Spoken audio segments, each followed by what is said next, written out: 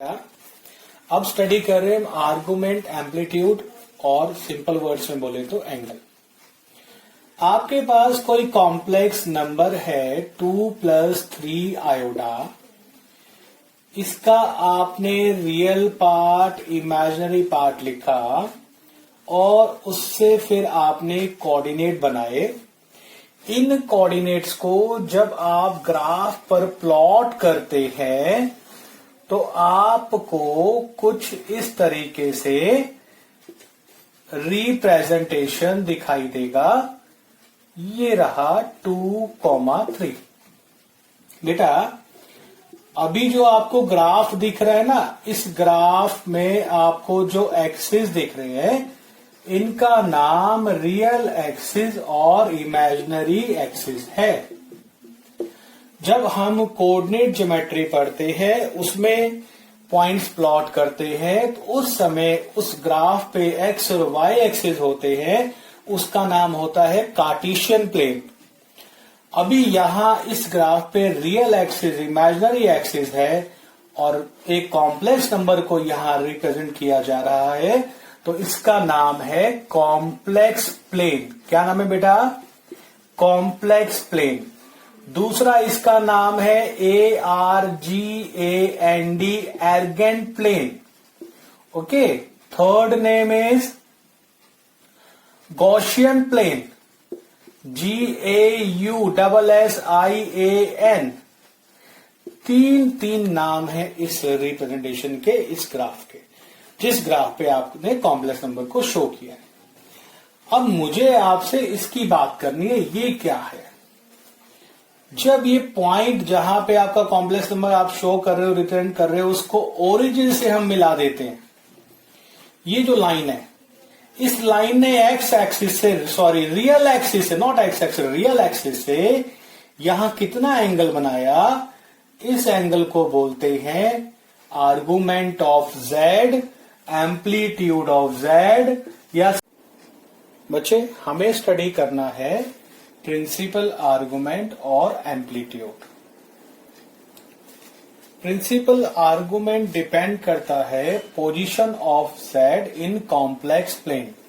Complex plane वो जहां हमने कॉम्प्लेक्स नंबर को रिप्रेजेंट किया था अभी graphically, that is complex plane. उसमें जेड की पोजीशन क्या है, वो कौन से क्वाड्रेंट में, फर्स्ट, सेकंड, थर्ड या फोर्थ में, उस पर डिपेंड करता है प्रिंसिपल आर्गुमेंट। प्रिंसिपल आर्गुमेंट की वैल्यू -180 डिग्री से ग्रेटर और 180 डिग्री से लेस देन इक्वल टू होती है। अब देखते हैं इसे कैसे फाइंड किया जाता है, कुछ एग्जांपल्स लेके। Example number 1 is z equal to 1 plus iota. From here x equal to 1, y equal to 1। Real part, this is our imaginary part. This gives us coordinate 1, 1. After plotting 1, 1 in complex plane, we have seen that Z lies in first quadrant. Principal argument find करने के लिए आपको दो चीजें करनी है। X और Y find करके कॉम्प्लेक्स प्लेन में शो कर दीजिए और tan थीटा फाइंड कीजिए। tan थीटा का फॉर्मूला हमेशा यही रहेगा जो अभी आपके सामने है प्रिंसिपल आर्गुमेंट फाइंड करते समय, that is absolute value of y upon x। y is imaginary part, x is real part. After division we get 1, tan theta equal to 1। tan की वैल्यू 1 कब होती है? 45 डिग्री पर होती है, इसलिए theta equal to 45 degree. Now see z lies in first quadrant, therefore argument of z is theta और theta की वैल्यू दिस इज अवर 45। हमने आर्गुमेंट फाइंड कर लिया जब z फर्स्ट क्वाड्रेंट में लाई करेगा तब। Now second example, z equal to -1 plus iota gives x equal to -1, y equal to 1 and coordinate -1 and 1. Plotting these coordinates in complex plane, and finding tan theta is y upon x का absolute value. हमें मिला tan theta equal to 1, that is theta equal to 45 degree. Argument के लिए z को पहले plot करना complex plane में, tan theta find करना, और उसके बाद z की पोजीशन के हिसाब से फॉर्मूला लगाना होता है। अब देखिए बेटा, z lies in second quadrant, z second quadrant में है, therefore argument of z is 180 degree minus theta, theta की value 45, 180 minus 45, answer is 135 degree. मैंने आपको पहले ही कहा था कि z की पोजीशन पे डिपेंड करता है प्रिंसिपल आर्गुमेंट। हर एक क्वाड्रेंट के लिए यहां फॉर्मूला चेंज होगा।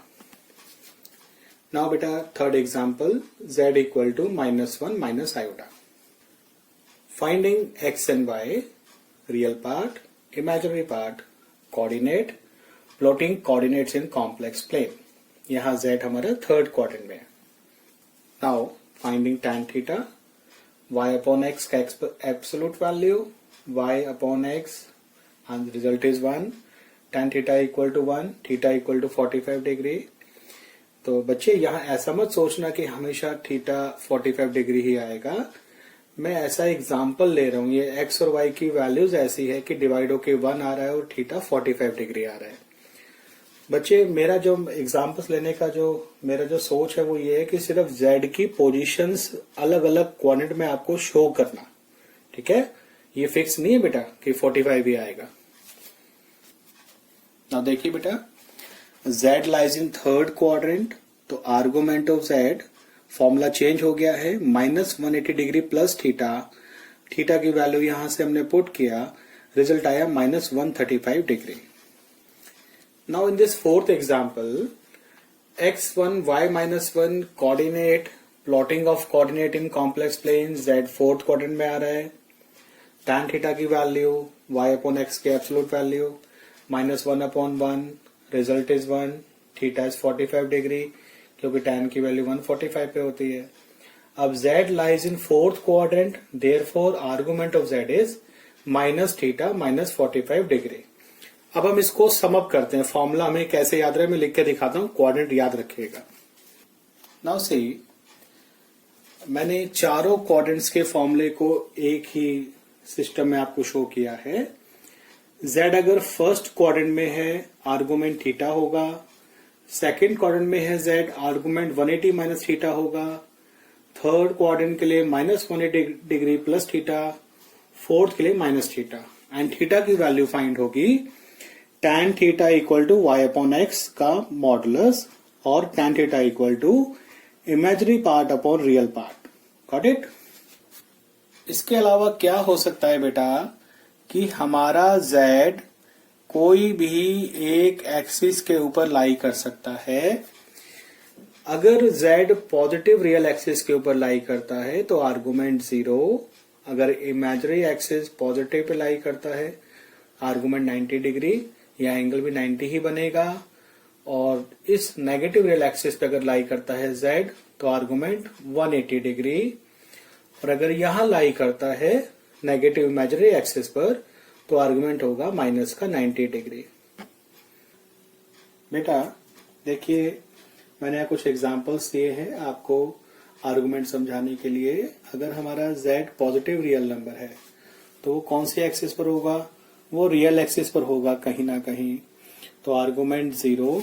और अगर हमारा z है -5, -5, नेगेटिव रियल नंबर, तो z की पोजीशन यहां कहीं होगी, उसका आर्गुमेंट होगा 180 डिग्री। अगर हमारा z 2i है, इमेजिनरी पार्ट 2 है, तो 2 यहां कहीं प्लॉट होगा, तो आर्गुमेंट हो गया 90 डिग्री। और अगर हमारे z की वैल्यू है -2i, negative of imaginary part, real part है ही नहीं, तो उसको प्लॉट करेंगे तो -2 यहां कहीं प्लॉट होगा, उस केस में आर्गुमेंट होगा -90 डिग्री। तो आर्गुमेंट का टॉपिक बेटा बिल्कुल एंड हो गया है। अब इस पे हम कुछ क्वेश्चन प्रैक्टिस करेंगे।